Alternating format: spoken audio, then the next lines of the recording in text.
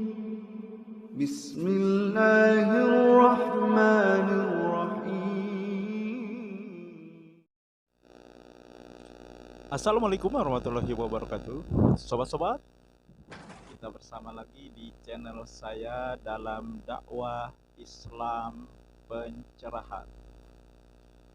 Sobat-sobat, sepertinya apa yang disampaikan oleh Syekh Asim Al-Hakim seperti bom yang meledak di siang bolong, seperti petir yang menggelegar, menggema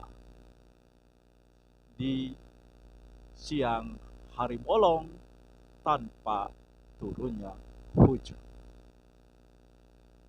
Bagi para pembela bid'ah dan simpatisannya, khususnya mengenai masalah baca Al-Fatihah dalam sebuah kegiatan ini ditanggapi dengan cara menampilkan beberapa ustadz yang membahas tentang masalah Al-Fatihah.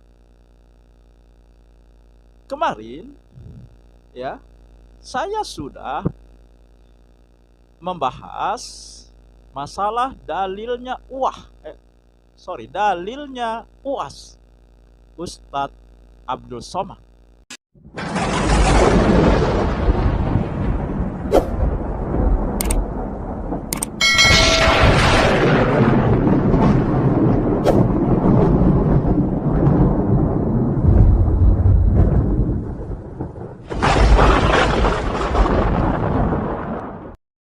Yang membolehkan membaca Al-Fatihah dengan dalil hadis 3 orang sebenarnya, tetapi yang disampaikan oleh UAS itu hanya 1 orang.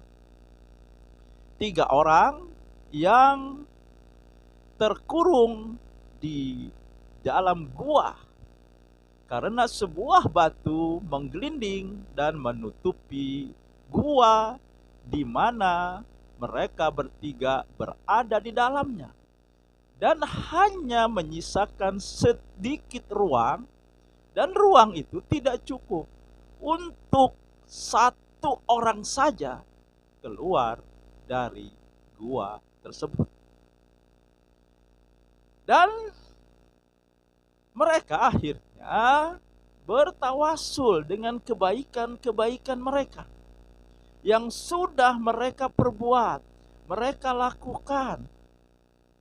Kalau UAS mencontohkan bagaimana seorang anak yang selalu memberikan susu kepada orang tuanya,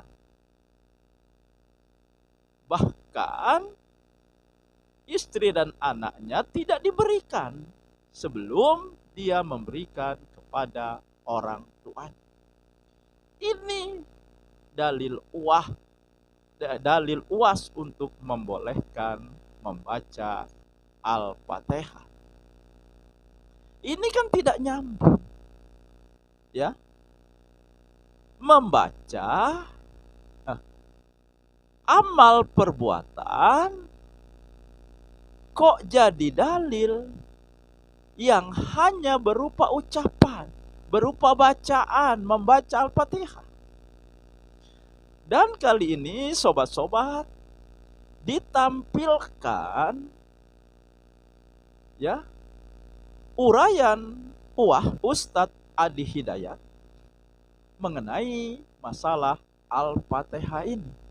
Ya tentu saja ini dimaksudkan untuk mengkanter apa yang disampaikan oleh Syekh Asim Al-Hakim dalam membahas Al-Fatihah. Nah, coba kita dengarkan sobat-sobat bagaimana uraian Ustadz Adi Hidayat dalam membahas masalah Al-Fatihah, masalah baca Al-Fatihah. Hmm.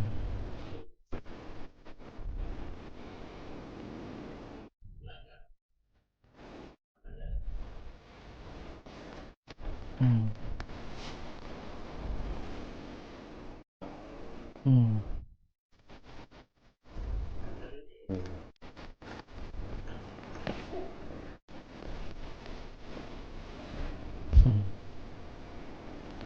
Yang punya kualifikasi. Kalau baik pasti dicontohkan Nabi. Oh iya. Nah, kalau benar pasti itu dicontohkan. Nah, itu bukan kaidah fikih dan nggak pernah ada ulama bikin kaidah begitu. Karena ulama tuh paham mana yang dicontohkan Nabi, mana yang tidak dicontohkan Nabi. Tidak semua yang baik-baik itu Nabi harus contohkan. Al-Fatihah itu selain bisa dibaca muqayyadah dalam sholat yang terikat rukun, syarat, waktu dan tempat, itu bisa dibaca umum di setiap keadaan. Bebas saja. Karena apa? Dia punya sifat umum yaitu sifat-sifat tawassul. Itu sifat yang digunakan perantara untuk memohon kepada Allah kebaikan-kebaikan. Dan ini sudah sepakat ulama. Nggak ada perbedaan di situ. Imam Atha bin Abi Rabah itu diantara tabi'in senior. Beliau menyampaikan,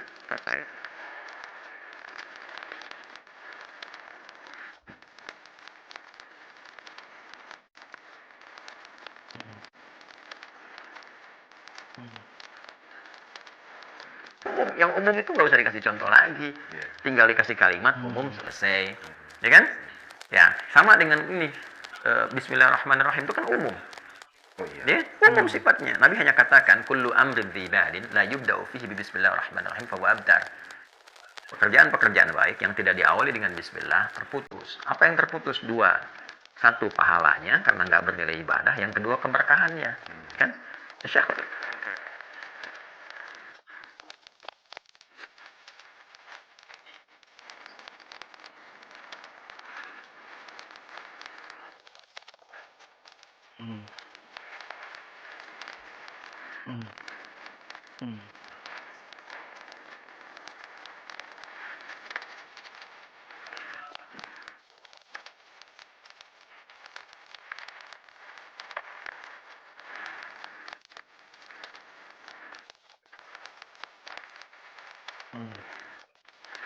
Nggak ada.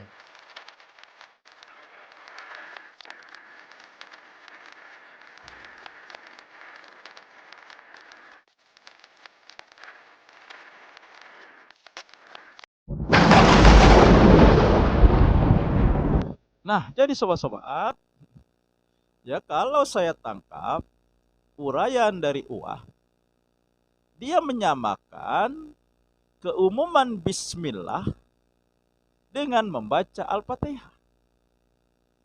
Kalau bismillah jelas, ya sabda Nabi. Tetapi keumuman membaca Al-Fatihah tidak pernah disampaikan oleh Nabi. Nabi membaca Al-Fatihah ketika sholat, ketika meruqyah, dan Wah juga mengatakan orang awam tidak perlu dalil. Karena dalil itu katanya sulit. Kalau sulit, ya dijelaskan. Kita yang tahu punya kewajiban untuk menjelaskan dalilnya. Ini sama kan dengan ucapan ya mereka yang mengatakan ya orang awam tidak perlu dalil. Dalilnya ulama itu sendiri. Dan kelihatannya Uwah ini sepemahaman dengan pendapat itu. Dan Uwah juga mengatakan tidak semua yang baik harus dicontohkan. Ya memang, tidak semua yang baik harus dicontohkan. Akan tetapi berhubungan dengan amal ibadah, maka harus ada contohnya dari Nabi. Harus ada sunnahnya. Ada perbuatan, perkataan, persetujuan, dan diamnya beliau. Pernahkah terjadi ketika ada yang membaca Al-Fatihah dalam satu acara, Nabi menganjurkan Nabi mendiamkan, Nabi menyetujui, tidak ada. Nah, akhirnya sama nih dengan UAS. UAS ya mengatakan tahlilan bukan dari Hindu, ya, dengan dalil Imam Atok. Ternyata bukan Imam Atok, tetapi Taus. Nah, wah ini juga sama. Dia menyandarkan dalil bolehnya membaca Al-Fatihah dengan Ibnu Taimiyah. Dan kita tahu sobat-sobat, ulama siapapun dia bukan dalil. Kita kembalikan kepada Al-Quran dan Sunnah. Jadi, ulama siapapun ya melakukan membaca Al-Fatihah tidak menjadi ukuran bahwa amalan tersebut dibolehkan. Karena Nabi, para sahabat, tabi'in, tabi'ut tabi'in, bahkan imam mazhab yang 4 tidak pernah melakukan itu. Nah jadi, apa yang disampaikan oleh UAH sangat lemah sekali. Bahkan ya tidak bisa ya tidak bisa menjadikan apa yang dia sampaikan menjadi dalil bolehnya membaca Al-Fatihah di luar sholat dan meruqyah. Demikian sobat-sobat, semoga ini menginspirasi dan mencerahkan. Nasrum minallahi wa fatun qarib. Wassalamualaikum warahmatullahi wabarakatuh.